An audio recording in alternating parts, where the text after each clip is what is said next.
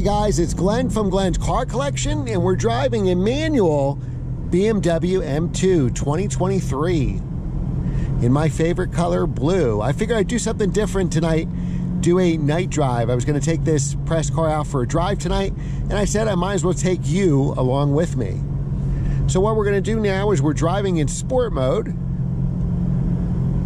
and we can choose road, sport, or track. So we're gonna go with sport. We also have M1 and M2 buttons here that have different configurations that you could set. Let's just put it in sport so we have a consistent thing going on here. Sport gives you these different gauges. It gets louder. And we got the carbon buckets. Now I got this car early today. First drive, I love the carbon buckets. I said, this is great. We should have this in every car. You know, after driving this a couple times today, I'm over it. And I'm pretty thin, so try before you buy. If you're 25, you'll love the carbon buckets. If you're 35 or 40, you will not like the carbon buckets. Now we're just doing side roads here. We're actually averaging 19.5 miles per gallon, which is actually pretty good. This car has a lot of pull with the turbo. It is much faster than the 2016 M2 that I had. Now BMW is trying to get rid of all the buttons here, so we have all kinds of different menus here like climate control. I'm starting to get used to all this. Now it's rev matching out of the box, so we can't turn right on red here. So it rev matches for you, nice and easy. My M2 had that, it was hard to shut it off. You still have the start button, you still have the familiar iDrive here. You have the parking brake here in the middle. So you don't have a manual parking brake anymore. In New Jersey, to take your driver's test, you have to have a car with a manual parking brake, even on an automatic. And nowadays, that's almost impossible to find. Otherwise, you have to rent a car. I guess it's for safety for the DMV person who rides with you. I like the carbon fiber. This is the carbon fiber package. We did a full review on this car. This is just a summer night driving review. I like to take cars out summer night after dinner to rewind after work. Can't do it in the winter because there's too much salt on the roads. We're gonna drive in sport mode. Car sounds really good in sport mode. The clutch could be better. I'm not crazy about the clutch. I'm trying to drive this car as much as I can. It's definitely more involving with the manual, and we do have an automatic M2 on the channel, which was fantastic. Definitely more involving with the manual.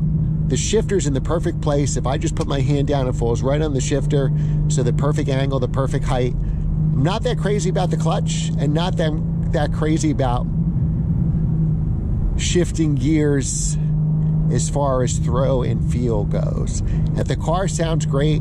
Spoiler alert, it's nimble, and overall, I love it. All right, so now this rev matches for us, right? So as we approach this, we're in third gear. I'm gonna go down a second. The car rev matched for me. Now remember, when you come to a circle, the person with the right of way is the person already in the circle. It has nothing to do with the main road.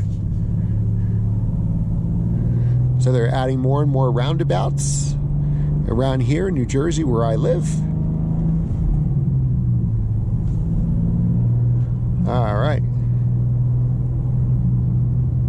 Sounds really good in sport mode. Let's see if we can take it out of sport mode.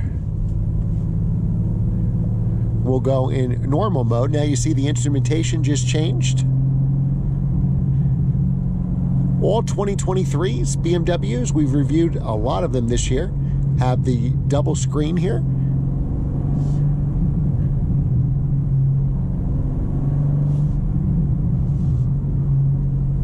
I like the steering wheel, the thickness. It's very similar to the steering wheel I had in my M340. I like the carbon fiber. So this has the interior carbon fiber package, which you can see on the dash here and on the steering wheel. Upshift to fourth gear. And you still get some engine noise. It's probably enhanced for sure, but I like it. It sounds good. Instrumentation will also tell you the speed limit, RPMs, and what gear you're in, which is like weird for a manual transmission, right? Do you need dual clutch? It makes sense what gear you're in, right? Manual transmission, I shouldn't be driving stick if I don't know what gear I'm in. All right, so we'll make a turn here at the light, at the flashing light. Takes a little get used to. I'm already getting used to it, and I've only had this car half a day as far as getting the climate control. All right, so we're signaling. I'm not rev matching at all. I'm gonna let the computer do the work. So third gear, that was nice. Second gear, revs match very well. Strong pull with that turbocharged engine. I've always been a big naturally aspirated guy. If you follow the channel, I've had a couple E46 M3s, an E90 M3, but for daily driving, the turbochargers definitely, that boost has me hooked. Very easy to merge on a highway, very easy to merge on a busy main road after, say, making a left or a right turn. These carbon bucket seats are a little too tight. After driving this 3 or 4 times today, my ribs are sore. So I probably would. It depends what you want to do. If you want this car as a weekend only car, or if you're 20-something years old and slim enough to fit in here, and I'm pretty slim, then I would get the carbon buckets. You know, they're expensive option. We go over the options in my other full review. And probably get the stick shift if I'm doing track days or I'm doing spirited deer. Yeah, a lot of deer tonight. Or if I'm doing spirited mountain road drives. Even for the track, your probably best lap time, though it won't be as visible, will be the automatic. But if you use this as a daily driver, honestly, I would probably get the automatic with the comfort seats. The automatic is just so good. I'm not crazy about the shifter and clutch feel in this car. It's a little bit of a disappointment. It's funny, BMW, before I bought the Panamera Turbo, when my M340i lease was ending, they had an M2 shake loose, and I think it was even this color, I don't remember. And I looked at it, and it had the dual clutch. It wasn't a stick shift, and I was like, no, forget it, I want the stick shift. Now, if I had to do it over again, I probably would have taken that car instead of the Panamera in automatic. All right, so we'll take this road. So what I'm going to do now is I'll go back into sport mode. Now we're going to press sport. Now you see our instrumentation just changed. Just curious, what happens when we press track mode? All right, now, okay. Do not use on public roads. All right, so we'll stay in sport mode. This is a press car from BMW, and I want to respect that. So as you can see, the instrumentation changed now. Instead of having speedometer on one side and tachometer on the other, we have almost a diagonal bar-shaped tachometer. And front and center is our gear, and then the speed. So it's pretty cool how, you know, like on 911's, tachometer is the biggest thing here. So we don't have the tachometer as the biggest thing. We actually have the gear that we're in. So if we're going to go to third, watch, I'll go to fourth, and you'll see that change. Back to third. And essentially that looks like our M1 settings, the sport setting. M2 probably gives us track. And you can set it to whatever you want. They're configurable. Now my E90 M3 averaged about 17 miles per gallon, and that was probably mainly highway driving, because that was my daily driver. Here we're just driving back roads, 40-mile-an-hour speed limits are under, 50-mile-an-hour speed limits are under, and we're averaging 19.5, which is pretty impressive.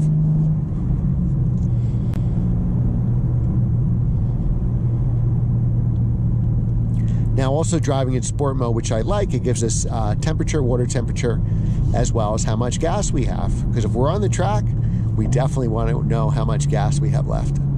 The ride is pretty comfortable. It's a little, you know, it's a little stiffer, like I would say M3, M4 stiff. And this car reminds me of a baby M4. It's smaller, more nimbler.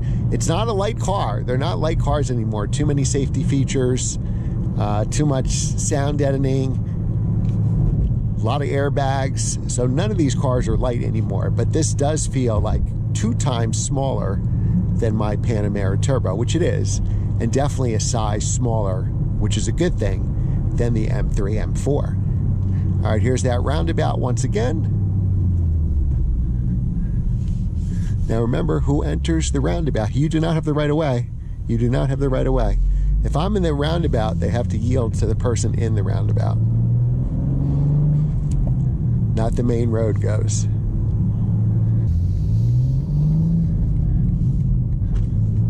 All right, comfort mode one last time into sport mode. And here we can play with all the configurations. So gear shift assistant is rev matching, chassis in sport. I'm going to put the chassis in comfort and the engine in sport. And then we could put sport steering and sport brakes, so we'll try that out. Let's try the difference between maybe the turns. I don't notice much of a difference right now. I do notice a difference between the chassis in comfort and sport. Now what we can do is put the engine in Sport Plus, and that'll set up the traction control.